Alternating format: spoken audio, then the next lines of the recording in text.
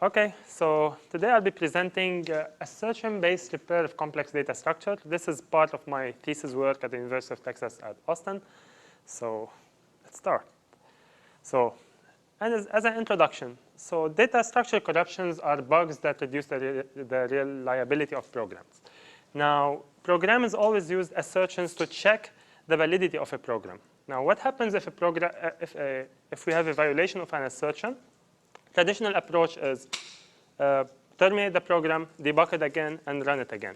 However, this approach, although it's used, sometimes it even doesn't work, because suppose you have a file system with corrupted data, again, you will have the same violation every time and every time. So even if you debug it, re-execute it, if you have persistent data, you might fail again. So I'm going to propose present a new approach for handling these violations, and this approach is repair. So instead of an assertion, checking for the validity of the state of the program, how about an assertion checks the validity, and if the program has something wrong in its state, it repairs it. And how do we do that? So the new approach for handling this violation is repair the structure, the underneath program state, continue the execution, and report that violation that's there. Now, how to repair these structures, we will see soon. A brief background, what are these complex structures that we are talking about? So most of the programs use complex data structures, for example, red-black trees, intentional naming networks, or software caches. These structures have special constraints in for example, a red-black tree, all the paths should have the same number of black nodes.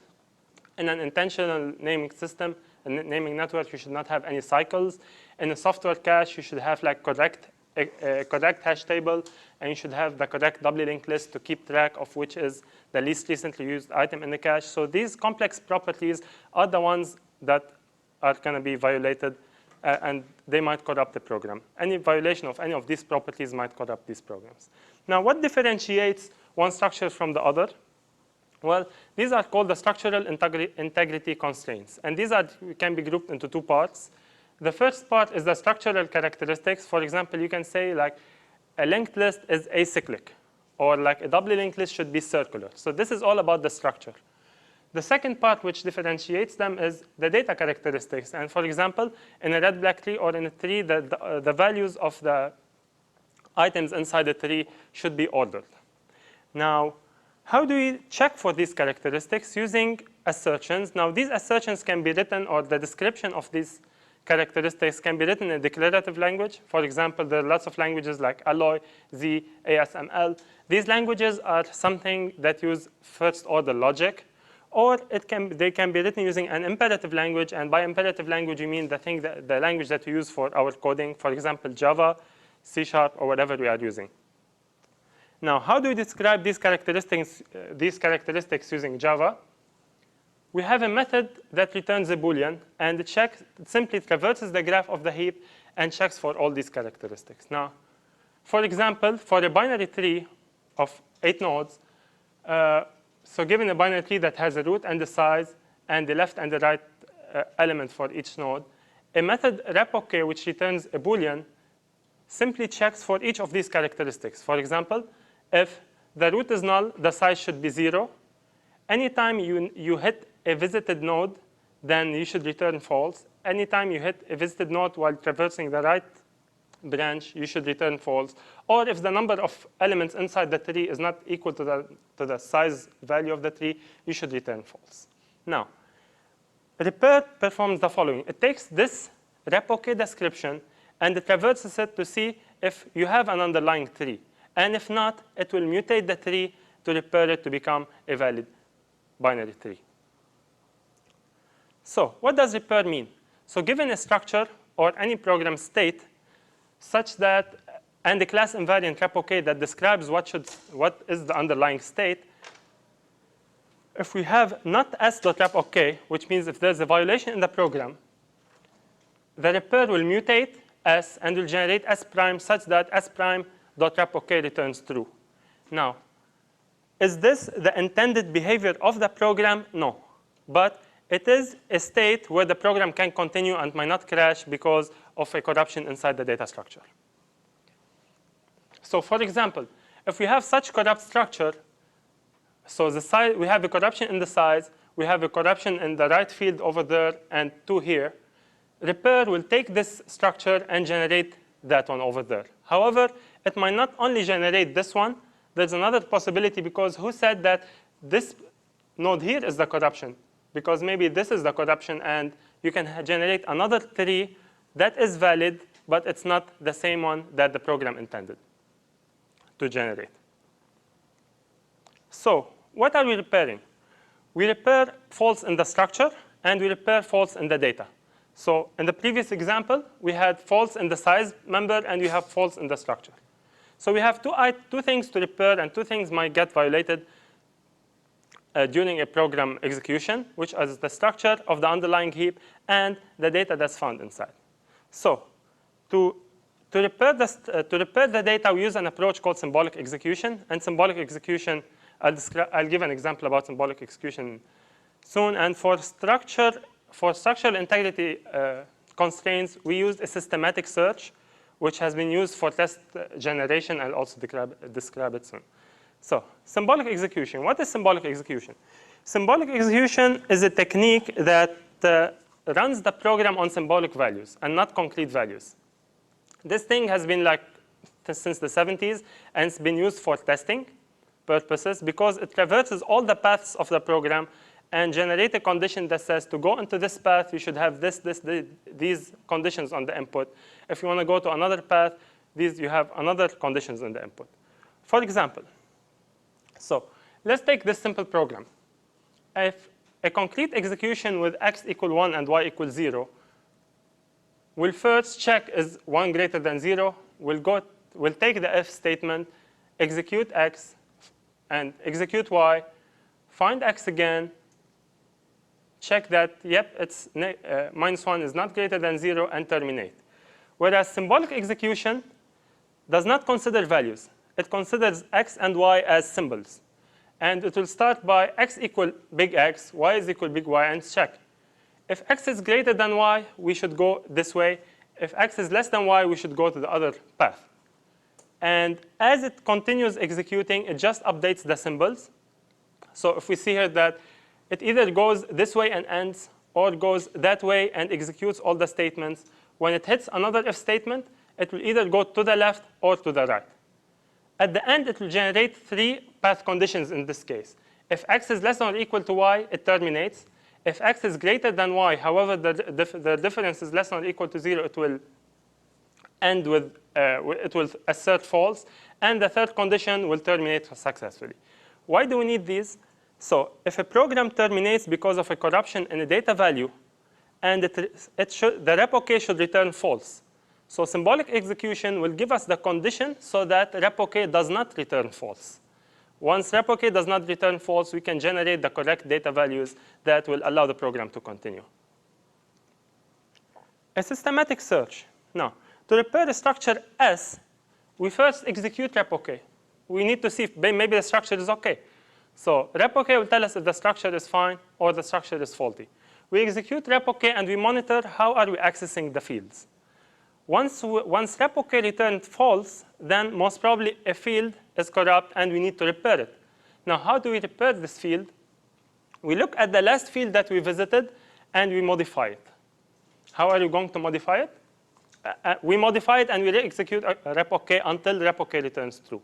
Now, how do we modify these fields? If the field is a data field, we change it into a symbolic value. And we say, OK, this field was 5, for example, and we had a corruption in the structure. And we just note that, OK, this field should not be 5. If we have a reference field access, we non-deterministically mutate this field to, we first set the field to null and see what happens. Look at everything that we saw during the traversal of repo k and see what happened. And we choose only one new node. And only one new node is the trick here, because you don't have to visit everything in the structure. You only need to see one non-visited node, and that's sufficient to check all the isomorphic structures that you can see. So let's take an example of the binary tree again. So let's look at this binary tree. We first execute repo k on this one. So first of all, we visit the root node. Then we visit n0, n0.left. We visit n1, and once we visit right, we notice that, oops, we visited n1 earlier. So there is a corruption in the structure. We note that, hey, we visited root, and then we looked at left, and then we looked at right. And we trigger our repair program. What does the repair program do? It will backtrack on the last field that we saw, which is the right node. And what's the first choice to do? Since the right field is a reference field, it's not a data field, the first choice to do is set it to null. It sets the field to null, and we have this structure. Cool. It continues and re-executes rep-OK. Now, when we re-execute rep-OK again, the structure looks fine because it will check root. OK, root is fine. Left is fine. We don't have any right node anymore. So everything is fine. It hits the data corruption. Oh, the size is 2. The size is 0. However, the number of elements that I visited till now is 2. So what do we do in this case? Change this thing into a symbolic value and add the condition that will make rep-OK return true. So what's the condition? The condition here is size does not equal 2. So the path condition is not size does not equal 2. You send it to an integer constraint solver, and in this case, it's very easy. It will return size equal to and modify it in the structure. And we re-execute rep-OK again on this one, and there you go. The program will succeed. Another example, a doubly linked list. Now, suppose you have this doubly linked list with a corruption in node n3. Now, what do we do in this case? n3, the node coming out of the next field coming out of n3 is corrupt, and it's a reference field. So the first thing to do is we try null, and it fails. Try n1. We don't always remember, we have to try everything that we visited earlier because we might find a solution early on without trying a new field. Try n2, didn't fail, didn't succeed. Try n3, didn't succeed. Try n4, and the structure is repaired.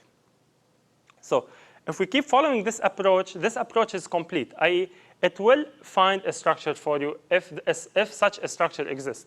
However, if you notice that this is all controlled by the way you write this rep-OK method. So if this rep-OK method is unsatisfiable from the beginning, so if the rep-OK method simply returns false, then that's it. You cannot do anything. You cannot repair the structure. So we make the assumption that the user provides rep-OK, which describes what the underlying structure in the program means. So speaking about that, how did we perform our experiments? Well, we generated a set of valid structure of different subjects, and I'll show you the subjects soon. And we broke all the structures by injecting faults that break all the integrity constraints. For example, in doubly linked list, we break the circularity constraint. We make next does not equal to previous. We make next point somewhere else. And then we trigger our repair routine and run the program. That's the first experiment. The second experiment is we used a software cache. And in this software, we ran a faulty software cache. And we ran the system on like a system that uses caches. We simulated the microprocessor. And every time we had a fault in the program, a null pointer exception was being thrown. If we didn't have our repair routine, this thing will crash. So with our repair routine, it will repair itself, and the program continued. However, it provided a log that, OK, there is a problem in your program, but it successfully continued this time. Check it out and fix it. So instead of crashing, you repair. So the performance of this approach is as follows. We tried it on a bunch of data structures. And if you notice, we can handle structures with hundreds of thousands of nodes with like almost 20 faults within 10 seconds. And even like complex structures, for example, a file system in 15 seconds, an intentional naming system in 9 seconds. So the performance is pretty good. However, if more faults exist in the structure, then the performance might grow quadratically, not linearly, as we see here. But we expect always that once we have bugs in the structure, the program is once you assert that and check that the program is fine, you will be able to catch this bug earlier on. So that's why we expect lower number of faults than like between 0 to 20 faults to appear in a program that's in a buggy program before either crashing or triggering our repair routines. So how hard is it to write these assertions? Now, the repair idea is not new, and it's been there since the 60s or once they started the computers. So once you have an application, and if you need to increase the reliability of the application, you write a specific routine that repairs this application. For example, FS check disk, which checks file system. So once you have a tree in the file system, before terminating the computer, you run this tree over the file system and you fix your file system. So these were there. But what's the difference between our approach and the approach that was there? Older approach always use specific routines to repair the structure. So to use repair, you need to inspect all the bugs that might occur in the structure, and then write a repair routine. However, in our approach, we don't have any code specific for repair routine. We only have the description of the structure, which most probably will be there because this is the spec. So there are lots of other language, for example, other languages like JML, which you can describe your repo in the same way, which can describe what are you doing in the structure in the same way. So most programs have these repo methods in them, or have some method to check the validity of the program. So in this way, it comes for free. Another point is for example, so the properties of a program are known while implementing the program. So it's easy to write a repo. However, efficient repair routines are not. So you have to see what bugs can occur in the program and how to repair them. So in this way, writing an assertion is pretty easy. We wrote assertions for more than 15 benchmarks. And basically, writing an assertion is a simple checking of the properties. Each one took around 15 minutes or 20 minutes to write an assertion for the program. Now, how efficient can repair be? So we looked at the problem of generating one. Repair is basically the problem of moving from the structure that you have to generate another structure that satisfies the conditions. So there have been other tools for generating large data structures. For example, Korat and Testera are two tools for generating data structures from such descriptions. So you give them the description, they generate all the data structures that you want. These tools proved efficient for small structures. And since we are only generating one, and we expect the fault to be in the neighborhood, so we expect the distance between a faulty structure and a non-faulty structure to be very close, then our repair routine, that's why our repair routine was able to handle 130,000 structures with 130,000 nodes in less than 10 seconds. Applications of repair. Now we looked also at how to apply this. So repair is fine. It can repair the structures and let the machine continue. Now what are different applications for repair? One is generating a large data structure. So since we know how to repair data structures, but however, we don't know how to generate them given just the description. Give me a data structure that's acyclic and the nodes are ordered. Well, we can easily generate a random graph, which we don't care what is this data structure, and run this repo on it. Every time it will return false, it will repair, keep repairing it until it generates something new. And this idea was also published or will be published in August. So that's another use of repair.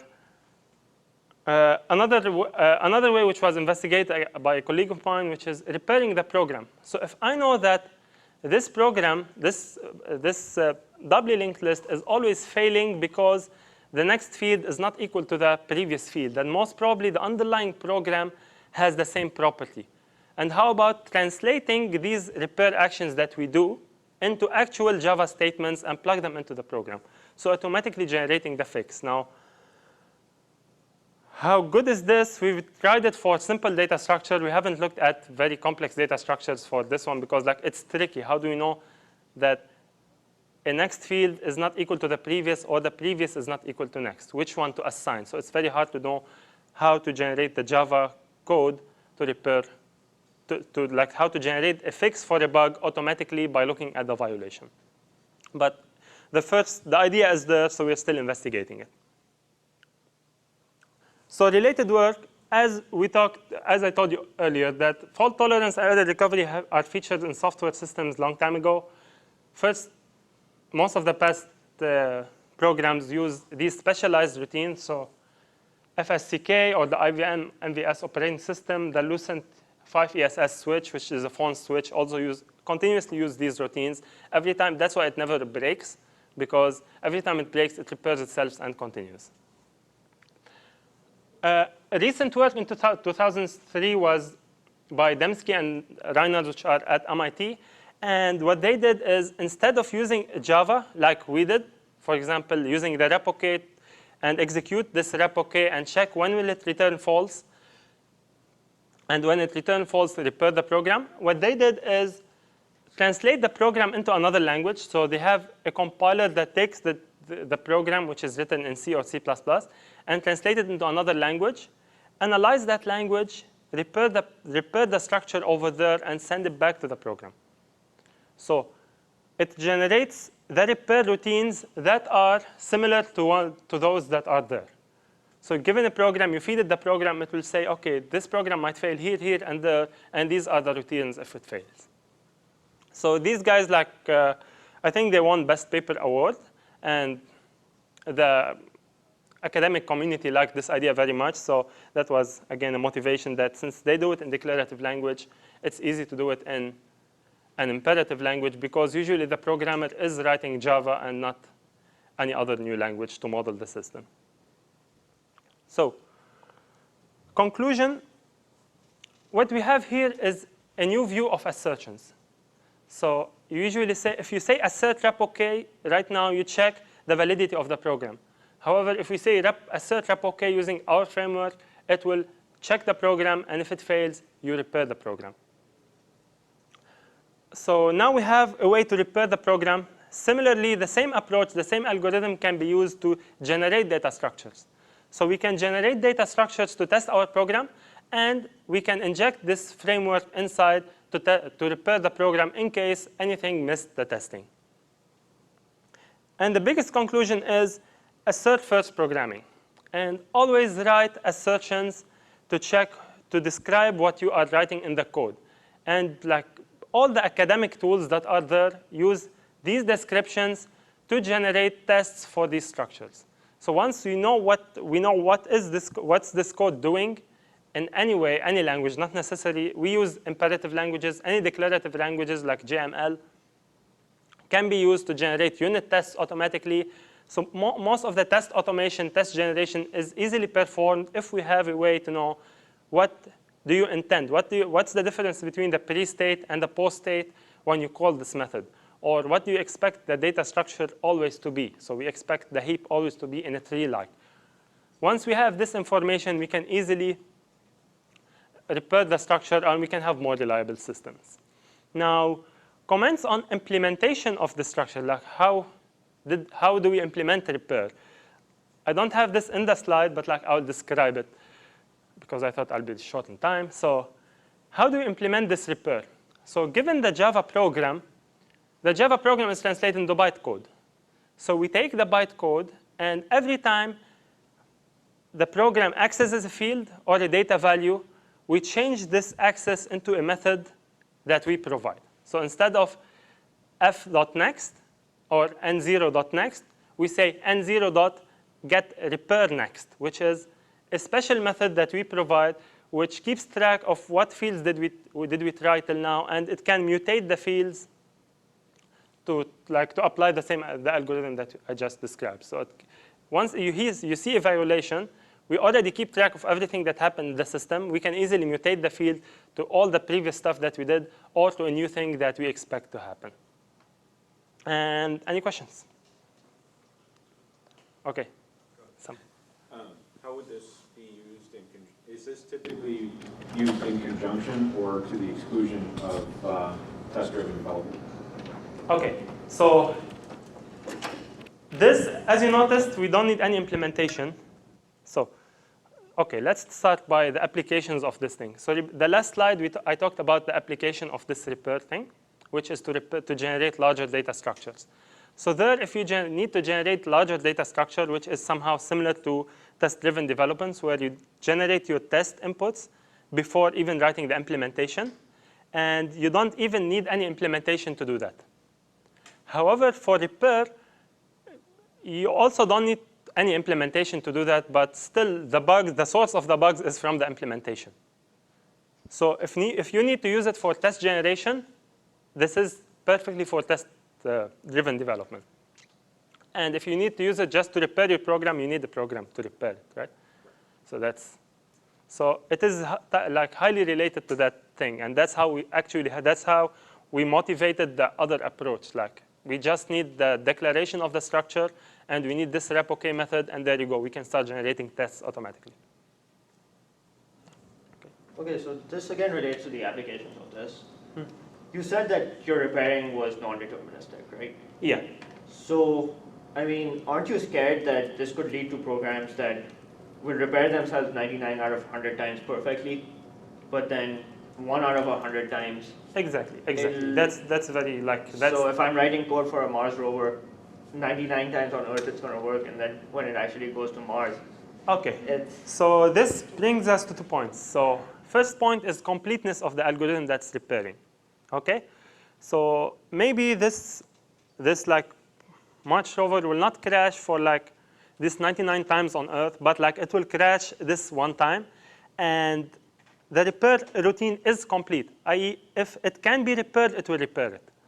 So if there's a bug in rep-OK itself, the repair routine will not repair it. Now, a more tricky thing that this approach is like should handle carefully is data. Like, although we use symbolic execution, but I can't take a binary tree which has the values 5, 10, 20, and which are in a different order, and repair them by putting values 1, 2, 3. So we don't want to lose the data. We need to reorder the data. And that's where we face the problems, where we need to have some way from the user to tell us that, OK, do not change this data. Just try to reorder them. And once this is given, we can do that.